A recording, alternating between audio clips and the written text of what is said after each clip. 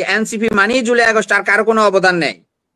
তো এখানে তো এই ধরনের কথাগুলো বলে আমি মনে করি যে শুধুমাত্র তারা তাদের রাজনীতির অপরিপক্কতার পরিচয় দিচ্ছে। এবং আপনি দেখেন, যতই ক্রেডিট নিতে যাচ্ছে এনসিপি, ততই তাদের পরিসরটা কিন্তু হবে হবে কি হবে বাংলাদেশে কোনো কিছুই নাই। এখন নির্বাচনের আগে যা যা করা দরকার, সংস্কার, অবাধ সুষ্ঠু নিরপেক্ষ নির্বাচনের জন্য, বাংলাদেশের উন্নয়নের জন্য সবকিছুর সাথে আছি আমরা। তবে নির্বাচনটা যে শিডিউলে দেওয়া হয়েছে, শিডিউলের 10 মিনিট পরেও যেন না হয়। কিন্তু আমার একটা প্রশ্ন, যেটা গতকালকে আলোচনা হয়েছে বা আজকেও এই আলোচনাটা চলছে, যে এনসিপি যে কক্সবাজার গিয়েছে, এটা কি আসলে ডক্টর ইউনূসের ঘোষণাপত্রকে অ্যাভয়েড করার জন্য, নাকি ওরা যেটা বলছে সেটাই সত্যি, মানে নাকি কোনো বৈঠকের বিষয় ছিল এখানে? না, তারা যা করেছে, তাদের দল থেকে তাদেরকে শোকজ করেছে। তাদের দলের যে ধরেন ওই মুখপাত্র ছিল, প্রধান আহ্বায়ক, তিনি কিন্তু সেই অনুষ্ঠানে ছিল এবং সদস্য সচিব ছিল। তাদের দলের মূল দুইজন নেতা সেখানে ছিল।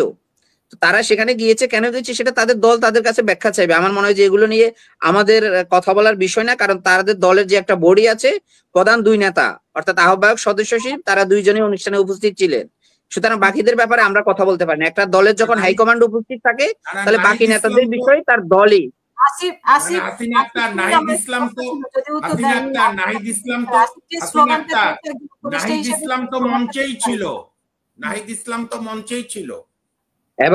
এবং ধরেন এই 5ই আগস্টের পরে আমরা আরেকটা ভুল করছি। সেই ভুলটা হচ্ছে ধরেন মুক্তিযুদ্ধ বললেই আমলিক, অর্থাৎ যারা আমলিক করছে তারা মুক্তিযুদ্ধের পক্ষের শক্তি। এখন আমরা আরেকটা জিনিস, সে একই ন্যারেটিভ, যারা এনসিপি করছে তারা জুলাইয়ের পক্ষের শক্তি, এটা আমরা মানতে পারছি না। এই কথা বলে বলেই কিন্তু বিতর্কগুলো সৃষ্টি হয়েছে। সুতরাং যারা এনসিপি করছে তারা রাজনৈতিক দল করছে, তারা জুলাইয়ের পক্ষের শক্তি না। সবাই যারা আছে তারা তো থাকবে, সব পার্টির মধ্যে জুলাইয়ের পক্ষের শক্তি আছে।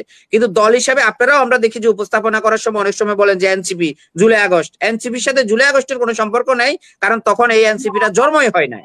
এটা বলি না, কারণ আমরা জুলাই যোদ্ধাই। তাদের মধ্যে এনসিপি যারা ছিল তাদেরকে আমরা সেই হিসেবে, বাট এখন তো তারা নিজেরাও অনেক ক্ষেত্রে বিতর্কিত।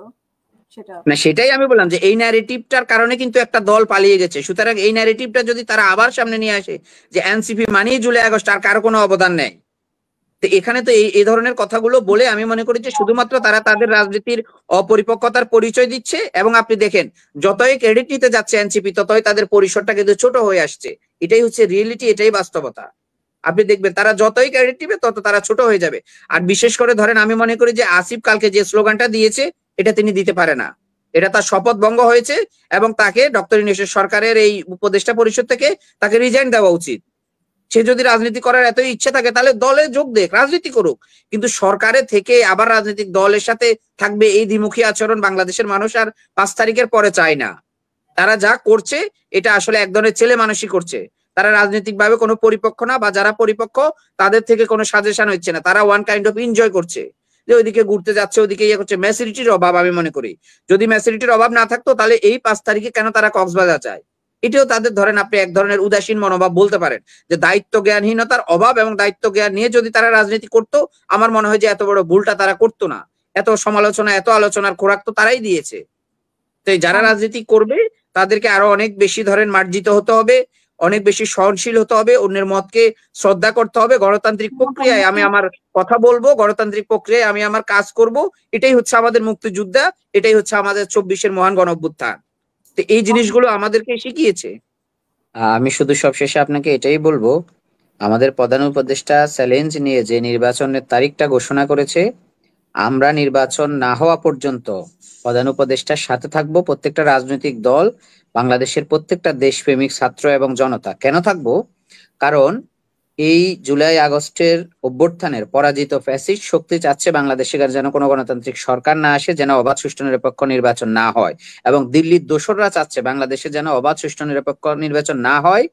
এবং এই জুলাই যারা সবচেয়ে বেশি সুবিধা নিচ্ছে, যারা সুবিধাবাদী গ্রুপ, তারা চাচ্ছে যে এই সরকারটা থাকুক, নির্বাচন না হোক। এই তিনটা গ্রুপের এগেনিস্টে আমাদেরকে দাঁড়াতে হবে। এবং আমাদের মানে নৈতিকতার জায়গা থেকে আমরা এই সরকারকে নির্বাচন পর্যন্ত সাপোর্ট দিতে হবে। যে আমার একটা জায়গা তো অন্তত সেটেলমেন্টে আসছি আমি, যে নির্বাচনটা হবে। এতদিন তো আমরা বলেছি যে কবে হবে কি হবে বাংলাদেশে কোনো কিছুই নাই। এখন নির্বাচনের আগে যা যা করা দরকার, সংস্কার, অবাধ সুষ্ঠু নিরপেক্ষ নির্বাচনের জন্য, বাংলাদেশের উন্নয়নের জন্য সবকিছুর সাথে আছি আমরা। তবে নির্বাচনটা যে শিডিউলে দেওয়া হয়েছে, শিডিউলের 10 মিনিট পরেও যেন না হয়। এটা হচ্ছে আমাদের প্রকৃত জুলাই যোদ্ধাদের। কারণ এই নির্বাচনটা আমাদের অনেক রক্তের বিনিময়ে একটা নির্বাচন। এই নির্বাচনটা বাংলাদেশের ইতিহাসে যেন তেন কোনো নির্বাচন নয়। এটা এই নির্বাচনের সাথে রক্ত লেগে আছে, এই সরকারের সাথে রক্ত লেগে আছে, ইন্টেরিয়র গভর্নমেন্টের সাথে। সুতরাং তারা তখনই ফেইলার হবে যখন তারা অবাধ সুষ্ঠু নিরপেক্ষ নির্বাচন দিতে পারবে না, আর তারা তখনই সাকসেস হবে যখন তারা অবাধ সুষ্ঠু নিরপেক্ষ নির্বাচন দিতে পারবে। সুতরাং এই নির্বাচনের জন্য, আগামী বাংলাদেশের ভবিষ্যৎ নির্ধারণের জন্য আমি মনে করি যে দুইটা ব্যক্তির উপর এখন বাংলাদেশের সবকিছু নির্ভর করছে। একটা হচ্ছে প্রফেসর ডক্টর মোহাম্মদ ইউনূস, আর একটা হচ্ছে তারেক রহমান। এই দুইটা ব্যক্তির উপর আগামী বাংলাদেশ নির্ভর করছে। ধন্যবাদ আপনাকে।